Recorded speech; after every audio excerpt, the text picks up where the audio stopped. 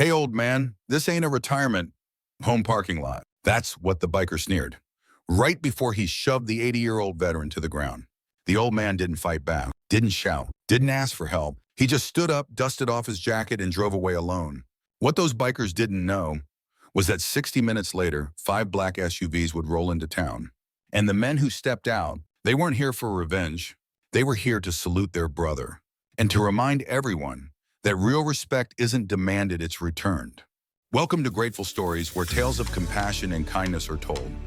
Let's uncover what really happened. I still remember the day it started. The day everything in Crestwood shifted, though. Most folks didn't realize it at first. It was July. That kind of heat where the air clings to your skin like it's mad at you. The kind of day where asphalt shimmers like it's about to melt into soup. I was wiping down the counter at my auto shop, Mason's garage, trying to coax the old AC unit into doing its job, when I first saw him, Sam Barrett, 80 years old, maybe more. Hard to tell with men like that. The kind who look carved from dry wood and time. He pulled up to the gas station across the street in a beat-up 1970 Ford F-100. The kind of truck you don't see anymore. Rust chewing at the fenders, paint faded to a stubborn shade of not quite blue, but you could tell it still ran. Still meant something to the man driving it. Sam stepped out slow, deliberate, not because he was afraid, but because everything in him had been earned. Each movement was a story, a scar. The left leg dragged a little. I noticed that. The limp was subtle but real. War wound, maybe? He wore an old cap, faded green with a barely readable patch. 173rd Airborne. I knew that name. My uncle had served under that banner. Sam clutched his wallet in one hand, a veteran discount card poking out of the top. The kind you show to cashiers who don't look up. And then they came. 5 of them, bikers, young, loud. The kind of men who like being watched. Leather vests, heavy boots, tattoos up to their ears. Not the kind that came with meaning. Not the kind earned. They lounged near the air pump, laughing too loud, leaning on polished chrome like it made them kings. I watched as they spotted Sam. One of them pointed at the truck. "Check out that museum piece. Bet that old man stole it off a Vietnam set." They laughed. Sam didn't flinch, just kept walking slow and steady toward the convenience store. That's when I knew he was used to it. Used to the mockery, the ignorance, maybe even the pain. He paid for gas and a bottle of water. The cashier didn't say a word to him, barely glanced up from her phone. Sam didn't mind. You could tell there's a certain silence. Old soldiers carry, not bitter, just weathered. He returned to the pump, removed the gas cap, and inserted the nozzle with hands that once probably diffused bombs, guided helicopters, stitched wounds in jungle clearings. They trembled now just slightly. Age does that. He didn't see the biker approach until the man was right beside him. Tall, tatted stunk of cheap cologne and arrogance. "That old thing even passed inspection," he said, running a finger along the dented fender.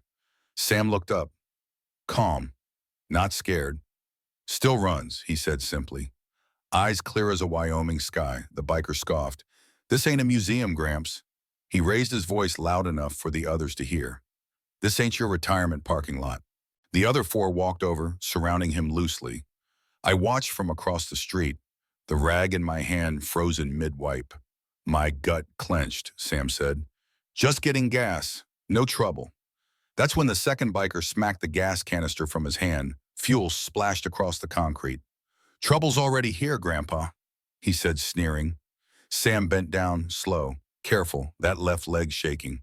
The first biker shoved him hard, and the old man, he went down. No drama, no sound, just fell. His palms hit the concrete first.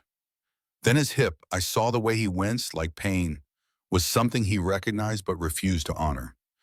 The laughter that followed, that was the worst part. That hollow mean and too loud kind that echoes in high school hallways and hospital waiting rooms. The laughter of the untouched. Around them, nobody moved. A woman pulled her kid back into her minivan. A truck driver looked away, too interested in his soda. One teenager recorded it on his phone. But no one helped Sam.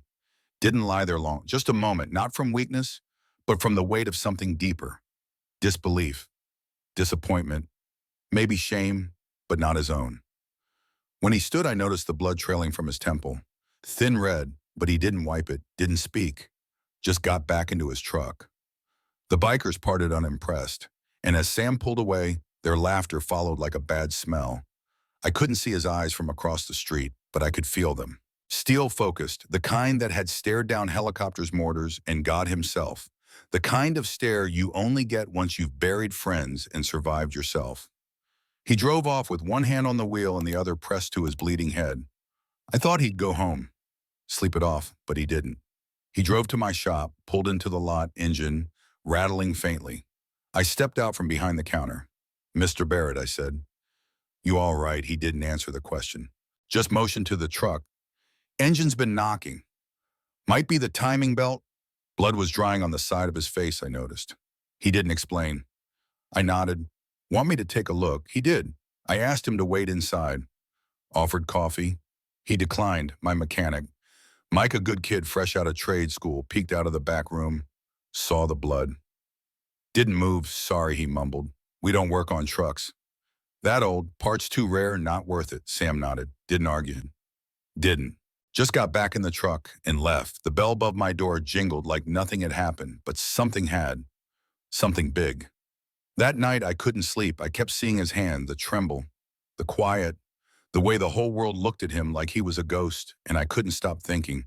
That man fought for this country, bled for it, lost friends for it, and today he was just some old guy, some forgotten relic in a parking lot at 3:15 a.m. I sat on my porch, staring at the highway, and I wondered how many more like him were out there, invisible alone, waiting for someone to remember. I didn't see Sam again the next day. His truck didn't show up at the station, didn't rumble past the garage, didn't creak into the diner like it used to every Tuesday morning at 8:05. I kept checking the street through the blinds like a man waiting on thunder. But Crestwood just moved on like nothing had happened. At lunch, I walked over to the park. It was just across from the library, tucked behind an old war memorial. No one read anymore. Kids played on the swings, dogs chased frisbees. But something pulled me toward the far bench under the oak tree. That's where I found him. Sam Barrett, same jacket, same boots, same quiet posture. But something had changed. There was a weight on him I hadn't seen before, not physical. Something deeper. His hands rested on his knees, fingers folded neatly. His veteran's cap sat beside him on the bench, and a folded handkerchief lay on the seat, still stained faintly with dried blood. I sat on the next bench over. Didn't say anything for a while. Sometimes silence is the only language two men can share. Eventually I spoke. "You all right, Sam?" He didn't turn, didn't blink.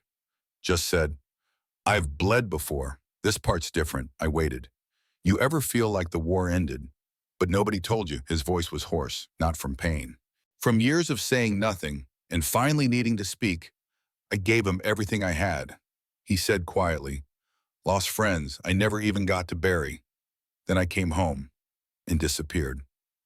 I didn't know what to say, so he kept going. "I used to carry wounded boys on my back through jungle mud, praying I didn't trip a mine. Now I get shoved onto pavement and no one blinks." He looked down at his hands. "Feels like I'm already dead." That's when he reached into his jacket and pulled out something I didn't expect. A small yellowed photograph. 8 men camouflaged, soaked with sweat and dust, standing in front of a helicopter with arms over each other's shoulders. They weren't smiling wide, but you could tell. They were alive in a way most folks never get to be. Sam was on the far right, younger, leaner, but those same eyes. He handed the photo to me like it was a church relic. "Whiskey team," he said, "back in '71, Special Forces Laos." I looked closer. Faded names were scribbled on the back, and below them one line, "The ones who came back."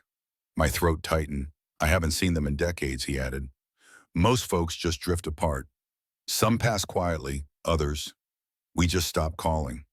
He dug into his wallet again, slower this time, careful like unwrapping something sacred, and there it was, a card worn soft at the edges, thick gray paper, a number printed in black ink, and just 4 words underneath.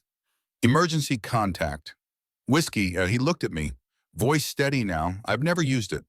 Not once, not when my wife died, not when I lost the house, not when my son shipped out to Afghanistan and didn't come home." He closed his eyes just for a second.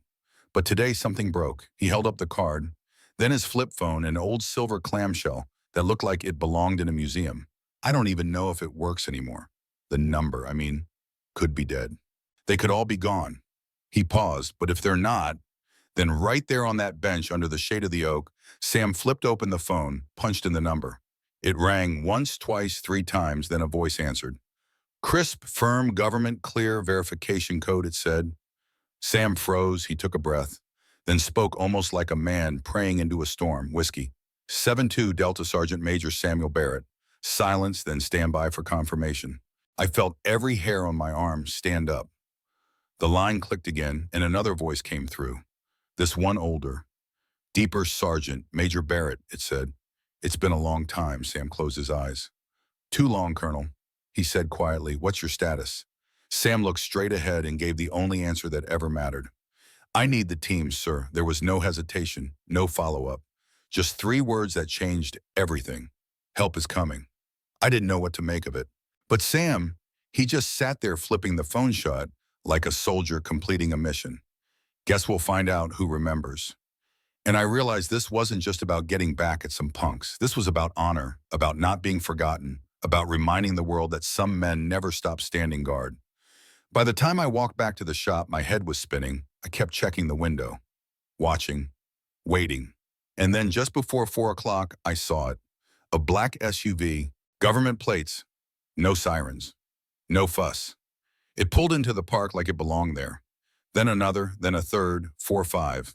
All black, all synchronized. They parked in a loose circle around the center field. No announcements, no warning, just presence. One by one, the doors opened. Men stepped out, not young but not frail, either. Gray hair, tight jawlines, shoulders straight as ever. Each of them wore plain black shirts, on the chest barely visible, the insignia of the U.S. Army, Special Forces, no one said a word.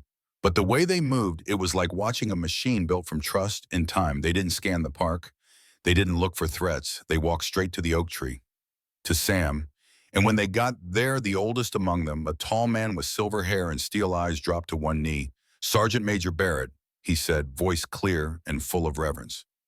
Whiskey team reporting, sir. Sam didn't smile. He didn't speak. He just nodded. One of the others stepped forward, a former medic, I guessed.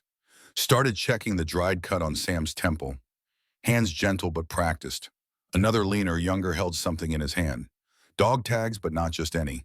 Attached to them, a familiar medal. Blue ribbon, gold star. Medal of Honor, our brother's was stolen from his home in '89, the man said. This one's been waiting. Official replacement. We've been trying to track him down. He stepped closer, placing it carefully in Sam's lap. You wore it for the right reasons, he added. That's why you deserve to wear it again. The crowd was gathering now. People stopped walking their dogs. Parents pulled kids in closer. Phones came out. Recording whispers spread. Is that really him? Sam slowly rose to his feet. The biker gang. Those same 5 punks had returned to the park. They hadn't noticed the SUVs at first, too busy showing off by the basketball court. But now they froze. Their smirks faded like cheap paint. The man who had shoved Sam looked suddenly very, very small. Colonel Harrington turned toward them, calm, controlled. Those men, he said loudly, laid hands on a United States Army Medal of Honor recipient, Sergeant Major Samuel Barrett, Special Forces Class of '71 Laos. Gasps spread like wildfire. A woman dropped her coffee. Someone whispered, "Oh my God." One biker stepped back. Another muttered, "He's lying." But then another team member stepped forward. Michael Avery, I remembered the name from the back of the photo. He lifted the medal hanging from his own neck. In 1971, he said, Sergeant Major Barrett held off 30 enemy combatants in the jungle to protect a compromised extraction. 14 men lived because of him. He turned to the bikers. I was one of them. No more words were needed. The biker who had shoved Sam stepped forward, face pale. My grandfather served too, he stammered. If he'd seen what I did, Sam raised a hand, spoke finally, then honor him by being someone he'd be proud of. The boy nodded. Swallow didn't speak again. The air in the park felt different, like the weight of 50 years had lifted in one breath. Respect, real earned, returned. And just like that, Sam Barrett wasn't invisible anymore. They say every town has its moment, the one day everything stops and nothing after is quite the same. For Crestwood, it was that Thursday afternoon in July. The park, once just grass and a forgotten jungle gym, now felt like a battlefield reclaiming its honor. Colonel Harrington hadn't raised his voice once. He didn't need to. The presence of him and his men, quiet, disciplined, steady, spoke louder than any siren ever could. They stood shoulder to shoulder behind Sam Barrett, forming a protective half-circle as if they'd never stopped being a unit. The years melted off them. Their backs straightened, their expressions hardened with something more powerful than anger resolve. The five bikers stood across the green, paralyzed. The leader, broad-shouldered, ink crawling up his neck, still wore the same sneer, but it was cracking. Fast people had gathered. Half the town, it seemed. Word had spread like lightning, a Medal of Honor recipient, a group of retired special forces, a veteran attacked. And now remembered phones were everywhere, but no one spoke. The silence had turned sacred. And then Sam stepped forward. No one helped him. No one dared. He moved slow, but not frail. Each step was deliberate, as if he were walking back into a place the world once tried to erase. He stopped just a few feet from the bikers. His voice, when it came, wasn't loud, but it cut through the summer air like a blade. "You shoved me because you saw an old man," he said, "someone easy to mock, easy to knock down." He paused. "Let them feel the weight of every word. You didn't ask who I was. You didn't care." And maybe that's the part that stings the most. The crowd shifted. Some people lowered their heads. Others just stared, faces pale.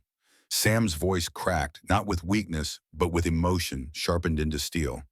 "I've watched friends die in mud, carried brothers through gunfire, buried more names than you'll ever know, and I did it for a country that said, we leave no one behind."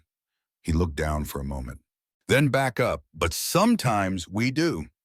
Colonel Harrington stepped forward beside him. "This man," he said, motioning to Sam, "never asked for recognition, never demanded tribute. But when he called, we came." The other team members nodded silently. "You know why?" the colonel continued. "Because we don't forget." He turned to the bikers, gaze sharp. "You wanted attention. You've got it." The biker leader finally broke his silence. He raised his hands half-heartedly. "Look, we didn't know. That's the problem," Harrington said flatly. "You didn't care enough to know." He took a single step closer. "You want to fix it, then start listening." Another man stepped out from one of the SUVs. Younger still, in active uniform. He held a polished wooden case in his arms. "We've been trying to locate Sergeant Major Barrett for years," he said. "His original medal was stolen in a burglary back in '89. The Department of Defense authorized a replacement." He opened the box, carefully revealing a new Medal of Honor, gleaming beneath the sunlight, untouched by time. The crowd gasped. A woman near the front began crying softly. The officer stepped forward and handed it to Sam. "For your actions in Southeast Asia, and for the life you continued to live after," he said. "You never wore it for praise. That's why you deserve it most." Sam looked down at the medal. His hands trembled, not from age this time, from the memory of what it had cost, from the weight of carrying it in silence all those years. He didn't speak. He just nodded. That's when it happened. A boy, no older than 8, stepped out from the crowd, shy, hesitant. In his small hands, a bouquet of wildflowers half crushed from how tightly he clutched them. "My dad's a soldier," the boy said quietly. "He told me real heroes don't always wear capes or uniforms." He extended the flowers. Sam knelt slowly, carefully, and took them. "You tell your dad," he said, his voice rough. "He's raising a fine man." The boy smiled and ran back to his mother. The moment hung in the air like holy silence. Then movement. The biker leader stepped forward again. His voice for the first time wasn't cocky. It was ashamed. "I don't expect you to forgive us," he said, eyes low. "But I want to make it right." He looked at his crew, then back at Sam. "Our club will start offering escort services for veteran funerals events. Free of charge." His words came slow, like each one took effort. "We'll show up. We'll stand still. We'll shut up." "You've earned that." Sam studied him for a long moment, then nodded. "That's a start." There were no cheers, just quiet understanding. Sometimes redemption doesn't need a spotlight, just a decision. The mayor arrived 10 minutes later, red-faced, flustered, trying to keep up with what had already passed him by. He stepped to the center of the green microphone, shaking in his hand. "This town, Crestwood, owes you more than we can say," he announced. "We never knew who lived among us." He looked at Sam with genuine regret. "Forgive us for taking so long to see you." A cheer rose this time. It started with one clap, then 2. Then everyone. It wasn't loud, but it was unified, sincere, real. Colonel Harrington turned to Sam. "You all right?" Sam looked around the people, the faces, the ones who had turned away, now watching with tear-filled eyes. "I think so," he said softly. "Sometimes you have to fall down to be seen." Harrington put a hand on his shoulder. "You never fell, Sam. You've been standing at attention for 50 years. The rest of us just finally looked up." That night, the church overflowed. Word had spread beyond town lines. Veterans came from neighboring counties. Soldiers in dress blues. Elderly men in caps and jackets too old for their shoulders but worn with pride. The sanctuary pulsed with reverence. Sam sat in the front pew, medal now pinned above his heart. He didn't want the attention, didn't ask for the ceremony, but he didn't protest either. Some things you accept with humility. Behind him sat Whiskey Team, a row of warriors who never stopped being brothers. The town choir sang softly, and when the mayor stood to speak, he did so with a lump in his throat. "For years, Sergeant Major Barrett walked among us," he said. "Filled his own gas, bought groceries, repaired his roof. We passed him without knowing, without honoring."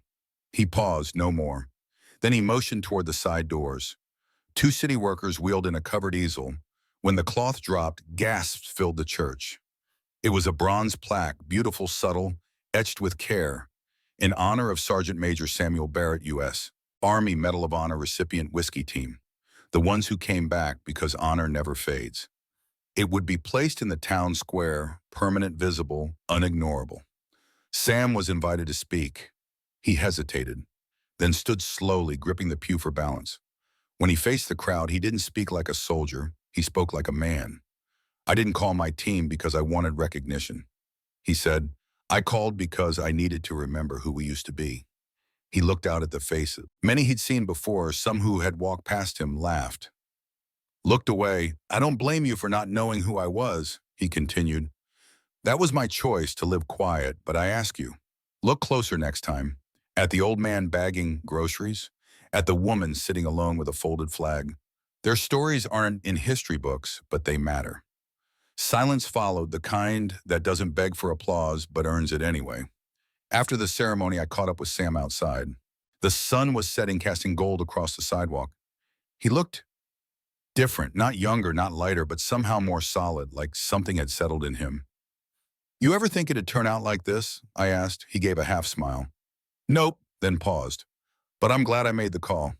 I nodded. He turned back toward his truck, now repaired, restored, and gleaming, thanks to 3 local mechanics who refused to take a dime. As he climbed in, he pulled a sticker from his pocket, peeled the back slowly, and pressed it to the bumper. Proud veteran, simple, bold, visible. He started the engine, and for the first time since I'd met him, he didn't drive away alone. The morning after the ceremony, Crestwood woke different, not louder, not faster, just more aware, like something sacred had passed through town and left fingerprints on every window pane and diner counter. They called it the Thursday, not officially, not in headline, but in hushed conversations at barbershops over fresh coffee and in the silence that lingered at the gas station where it all began. That's where I saw Sam again, 2 days later. Same truck, same cap. But people didn't look past him now. They looked toward him. The young cashier who once ignored him met his eyes. This time, even stumbled through a "thank you, sir." Sam just nodded like always. But I saw it, that subtle shift in his shoulders, that breath released. He wasn't invisible anymore. A week passed, then 2, the bikers, those 5 who had laughed that first day, they didn't disappear. They showed up. Not to ride, to serve. They started escorting funeral processions for veterans. First in town, then the next town over. They rode slow, disciplined, respectfully. People noticed, they'd pull over, step out of their cars, remove their hats. They didn't know who the veteran was being honored. But now they understood what it meant to be present. Sometimes change doesn't come in protest. It comes in quiet footsteps behind a hearse. The town didn't stop at plaques and apologies. 3 council members, moved by the events, passed a resolution to build a permanent monument in Crestwood's Memorial Park. Not just for Sam, but for them, the unseen, the returned, the ones who bore the weight of war in their silence. The ones whose stories never made it to textbooks, but lived in hands that still trembled. They called it the Bench of Honor. A single stone seat facing east with one inscription carved clean into the backrest. To those who stood even when no one saw them. Sam didn't want to speak at the unveiling, so Colonel Harrington did in full uniform, surrounded by a new generation of soldiers who had driven in from nearby bases just to witness the moment. He said heroes don't ask to be recognized, but that doesn't excuse us from the responsibility of remembering them. He turned to the crowd. Let this bench be a reminder that service doesn't end when the war does, and neither should our gratitude. The garage across the street from the station, Mason's my shop, we added a new sign above the door. Veteran repairs free every Friday. No questions, no paperwork, just thanks. I didn't make a speech about it. Didn't call the paper. I just printed the sign, bolted it up, and waited. First Friday, one guy came. A Korean war vet, wheelchair bound, needed a battery replaced. He tried to pay. I shook my head. Already paid, sir, about 50 years ago, he cried. Didn't say much, but before he left, he pulled a crumpled 20 from his pocket and stuffed it into our tip jar. Next Friday, 3 came. By the end of the month, we had to open early just to get through the line, but none of us minded, because every hand we shook, every engine we fixed, every whisper of, didn't think anyone cared anymore. That was the real paycheck. As for Sam, he came by the shop now and then. Not for repairs, just to talk. He'd sit in the back room with coffee too strong and stories too sharp.